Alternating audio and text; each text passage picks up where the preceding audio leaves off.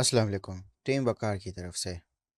अगर आप क्रिप्टो की दुनिया में कदम रख रहे हैं तो कुछ ज़रूरी चीज़ें जिनका पता होना बहुत इम्पॉर्टेंट है, वरना आपका पैसा डूब सकता है। सबसे इम्पॉर्टेंट, ये लॉस्ट हो गया तो आपका क्रिप्टो में पैसा ख़त्म हो सकता है। मेटामास्क या लेजर नैनो जैसे वॉलेट्स हैं, ये बंद हो जाएं या उनकी कंपनीज भाग जाएं तो क्या होगा? टेंशन लेने की ज़रूरत नहीं है, क्योंकि आपके पास सीड फ्रेज़ है जो आपके फंड्स को रिकवर करने की चाबी है। चले आए, मैं इस प्रोसेस को डिटेल में आपको समझाता हूँ। सीड फ्रेज क्या होता है? सीड फ्रेज ये एक रिकवरी फ्रेज है या एक न्यूमोनिक फ्रेज है, 12 या 24 वर्ड्स का होता है और ये रैंडम वर्ड्स होते हैं। ये वर्ड्स आपके वॉलेट की एक मास्टर की का काम करता है। अगर आपका वॉलेट खो जाए, ख़राब हो जाए, तो इन वर्ड्स के ज़रिए आप अपने फंड्स को किसी भी कंपैटिबल वॉलेट में रिकवर कर सकते हैं।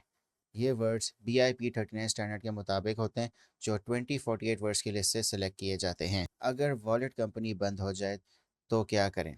अगर आपका वॉलेट प्रोवाइडर जैसे मेटामास्क, लेजर बंद हो जाएं या सर्विस देना बंद कर जाएं, तो आप अपने सीड फ्रेज का इस्तेमाल करके अपने फंड्स को किसी और कंपैटिबल वॉलेट में आप रिकवर कर सकते हो। ये प्रोसेस कुछ इस तरह होगा। नया वॉलेट आपने चूज़ करना है और जब आप एक नया वॉलेट को सिलेक्ट कर लेंगे, तो जो कुछ मशहूर वॉलेट्स हैं जैसे Trust Wallet, Exodus Wallet, Atomic Wallet, इन वॉलेट्स को इनमें से आप कोई भी इंस्टॉल कर लें। तो जो आपके डिवाइस पे जब नया वॉलेट इंस्टॉल हो जाएगा, आपने याद रखना है, आपने हमेशा इनकी ऑफिशियल वेबसाइट से इंस्टॉल करना है। आपके पास एक ऑप्शन आएगा, वॉलेट रिस्टोर फीचर।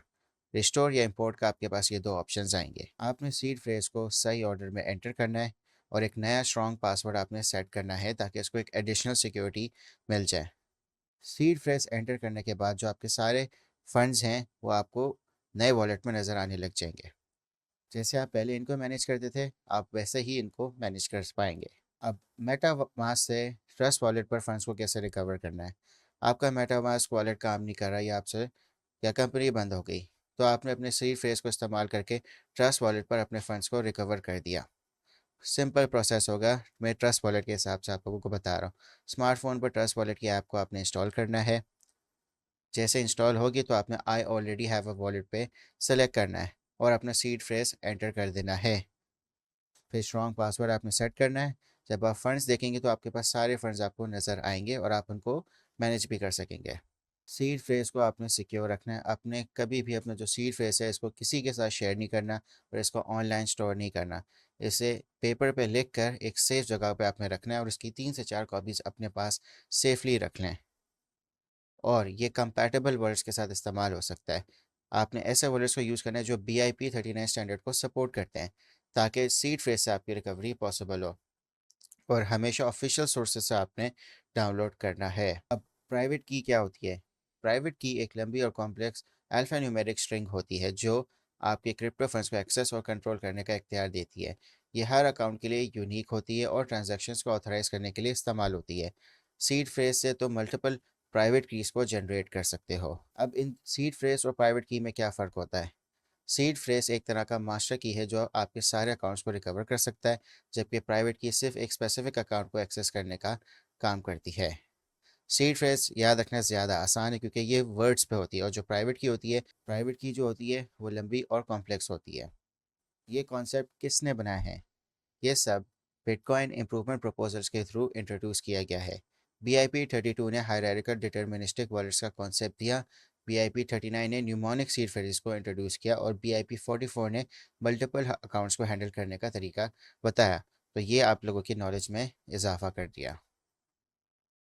अब क्रिप्टो वॉलेट क्या होता है? क्रिप्टो वॉलेट एक सॉफ्टवेयर या हार्डवेयर डिवाइस है जो तुम्हारे पब्लिक और प्राइवेट कीज़ को स्टोर करता है ताकि आप अपनी क्रिप्टो करेंसीज को मैनेज कर सकें।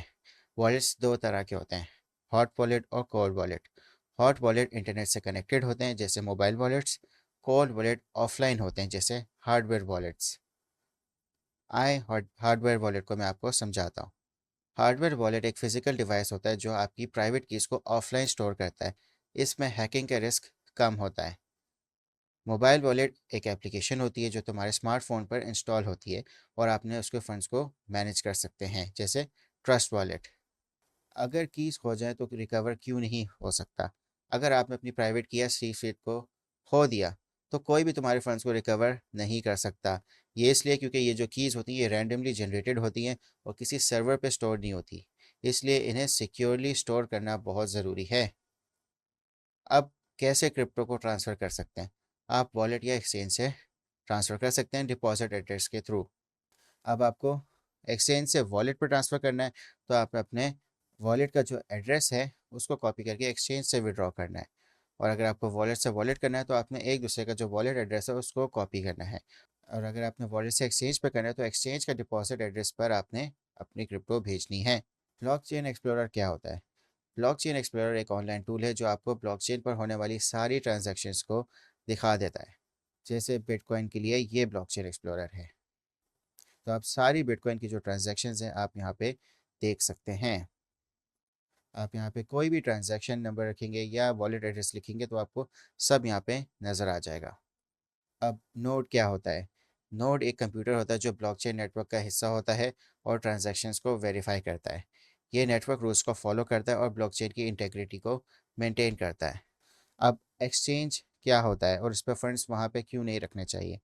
एक्सचेंज एक प्लेटफॉर्म है जहाँ पे आप क्रिप्टो करेंसीज को बाय या सेल या ट्रेड कर सकते हो, लेकिन अपने फंड्स वहाँ रखना रिस्की होता है क्योंकि ये एक्सचेंजेस हैक हो सकते हैं, जैसे एम्प्टी गॉक्स का हैक हुआ था। अब एक्सचेंज कैसे काम करता है? एक्सचेंज बायर्स और सेलर्स को कनेक्ट करता है और ट्रेडिंग फीस इन पे चार्ज करता है। ये ऑर्डर बुक मेंटेन करता है जहाँ पे बाय और सेल ऑर्डर्स लगे हुए होते हैं। मार्केट मेकर क्या होता है और उनका रोल क्या होता है? मार्केट मेकर वो एंटिटी होती हैं जो लिक्विडिटी प्रोवाइड करती हैं, मतलब बाय और सेल ऑर्डर्स लगाती हैं ताकि मार्केट स्मूथ चले। एक्सचेंजेस उन्हें प्रेफर करती हैं क्योंकि ये ट्रेडिंग वॉल्यूम बढ़ाते हैं।